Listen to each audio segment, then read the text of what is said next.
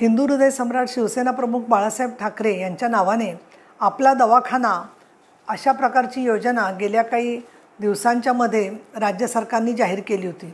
गेल्या वर्षी जून जुलैच्या सुमाराला यासाठी म्हणून प्रत्येक दवाखान्याला 18 ते 20 लाख रुपये आणि पुणे शहरामध्ये आणि पिंपरी चिंचवडमध्ये मिळून 91 बाळासाहेब ठाकरे आपला दवाखान्यासाठी निधी राज्य सरकारने व्यवस्था केली होती।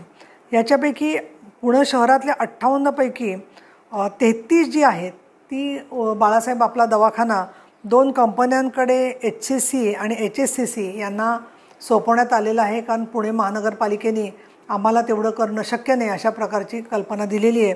तर पिंपरी चिंचवडने त्यांच्याकडच्या दवाखान्यात 33 होते, त्यापैकी 6 ठिकाणी फक्त स्वतः सुरू केले आणि बाकीच्या ठिकाणी या दोन्ही कंपन्यांना ते आउटसोर्स केलेले आहेत। आता प्रश्न असा झाला की उरलेले दवाखाने गेले कुठे, म्हणून 25 जे दवाखाने PMCने बांधायची जबाबदारी घेतलेली होती त्याच्यापैकी फक्त एकच दवाखाना जो धनंजय जाधव यांच्या पुढाकाराने सुरू झाला आहे तेवढाच चालू आहे आणि उरलेले दवाखाने जे आहेत ते दुरुस्तीसाठी पैसे न मिळाल्यामुळे भाड्यातले ते पैसे जे आहेत त्याच्या जी बांधलेल्या ठिकाणी दुरुस्ती करण्याच्यासाठी पैसे न मिळाल्यामुळे तो प्रस्ताव प्रलंबित होता। आज मी त्याच्यावर बैठक घेतली आणि त्यावेळेला असे निर्देश दिलेले आहेत की लवकरात लवकर यामधून तोडगा काढून जे दवाखाने आहेत ते ताबडतोब सुरू करावेत। याच्यामध्ये आरोग्यमंत्री प्रकाश आंबेडकर यांनी अत्यंत जिव्हाळ्याने लक्ष घातलेले आहे आणि त्याचबरोबर सिव्हिल सर्जन यांनी मला आश्वासित केलेलं आहे की उरलेल्या दवाखान्यांच्यासाठी म्हणून त्यांनी डॉक्टर्स, सिस्टर्स, परिचारक आणि मदतनीस यांची सगळ्यांची व्यवस्था केलेली आहे। त्यामुळे अजून काही काळ घालवण्यापेक्षा 1 वर्षभर वाया पुणे महानगरपालिकेच्या तांत्रिक कारणामुळे गेलेलं आहे।